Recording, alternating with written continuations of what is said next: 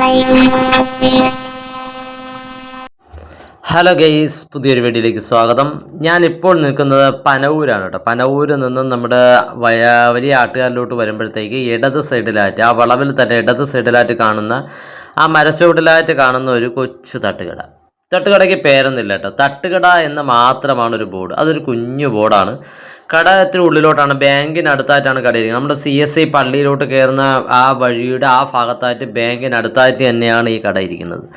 ഒരു ഭയങ്കര ഒരു മീഡിയം ലെവൽ കടയാണ് കേട്ടോ. എന്ന് പറഞ്ഞാൽ നമുക്ക് അത്യാവശ്യം ചായ കുടിക്കാനുള്ള സൗകര്യവും, അല്ലെങ്കിൽ ഇത്തിരി ഒരു കേക്കോ പരിപ്പോട ഉഴുന്നോട ഇങ്ങനെ എന്തെങ്കിലുമൊക്കെ നമുക്ക് കഴിക്കണമെന്നുണ്ടെങ്കിൽ കഴിക്കാം. പിന്നെ ഓംലേറ്റ് വല്ലതൊക്കെ വേണമെങ്കിൽ അവരുണ്ടാക്കി തരുന്നുണ്ട്, ദോശ ചുടുന്നുണ്ട്. എല്ലാം ഒരു പരുവത്തിന് നമ്മൾ കാപ്പിയും കാര്യങ്ങളും എല്ലാം അവിടെ ഉണ്ട്. എന്നാലും ഒരു മീഡിയം, ഭയങ്കര ഒരു ആർഭാടമില്ലാത്തൊരു കടയാണ് ഈ കാണുന്ന ഞാൻ ഈ പറയുന്ന തട്ടുകട. റോഡിൽ നിന്നും, മെയിൻ റോഡിൽ നിന്നും ഇത്തിരി ഒന്ന് മാറി ആയതുകൊണ്ട് തന്നെ കച്ചവടം വളരെ കുറവെന്നാണ് ആ മാവൻ പറയാനിടയായത് കേട്ടോ. ഞാൻ അവിടെ ഒരു ചായ കുടിക്കാൻ കയറി.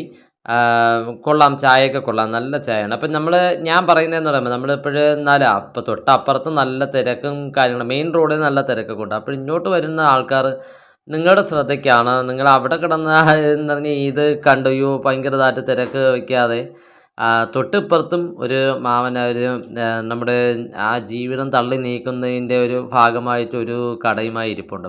നിങ്ങൾ അവിടെയും കൂടെ ഒന്ന് സപ്പോർട്ട് ചെയ്യുക. നിങ്ങൾ എല്ലാ ദിവസവും നമ്മൾ ഒരു തടയിൽ തന്നെ കയറാതെ വല്ലപ്പോഴൊരിക്കലെങ്കിലുമൊക്കെ ഈ മാവിൻ്റെ കടയിലും കൂടെ കയറുകയാണെങ്കിൽ അവർക്ക് അവരുടേതായ രീതിയിലുള്ള വരുമാനം കൂടെ കിട്ടുമല്ലോ. അതുകൊണ്ട് ഞാൻ പറയുന്നതാണ്. ഞാൻ ഇത് അവർ പറഞ്ഞിട്ട് പറയുന്ന വീഡിയോ അല്ല, ഇതൊരു റിവ്യൂ വീഡിയോ അല്ല. ഞാൻ എൻ്റെ മനസ്സിൽ തോന്നുന്ന കാര്യം, നമ്മൾ ഇവിടെ പോവുകയാണെങ്കിൽ നമ്മുടെ മനസ്സിൽ തോന്നുന്ന കാര്യങ്ങളാണ് നമ്മുടെ ചാനലിലൂടെ നമ്മൾ പറയുന്നത് കേട്ടോ.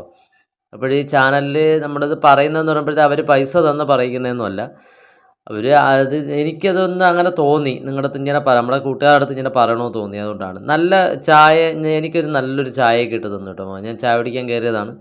ഞാനൊരു കേക്കാണ് കഴിച്ചത്. അവിടെ അല്ലാതെ പിന്നെ ഇപ്പോൾ അവിടെ ഒരു മാമൻ വന്നിട്ടുണ്ടായിരുന്നു, ഒരു കാപ്പി വാങ്ങിക്കാൻ വേണ്ടി വന്നിട്ടുണ്ടായിരുന്നു.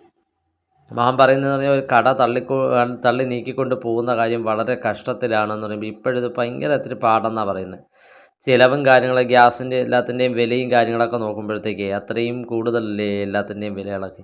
അതുകൊണ്ടാണ് ഞാൻ പറയുന്നത്, മാക്സിമം സപ്പോർട്ട് ചെയ്യാൻ പറ്റുന്ന ആൾക്കാരുണ്ടെങ്കിൽ അതിലേ പോകുമ്പോഴത്തേക്ക് നിങ്ങൾ ആ മാമൻ്റെ കയ്യിൽ നിന്നും കൂടെ എന്തെങ്കിലും ഒരു ചായ കുടിക്കുകയോ അല്ലെങ്കിൽ എന്തെങ്കിലുമൊക്കെ പാഴ്സൽ വാങ്ങുകയോ ചെയ്യണമെങ്കിൽ അത് ആ മാമൻ്റെ കുടുംബത്തിനും കൂടെ ഒരു ഉപകാരപ്പെടുന്നതായിരിക്കും കേട്ടോ.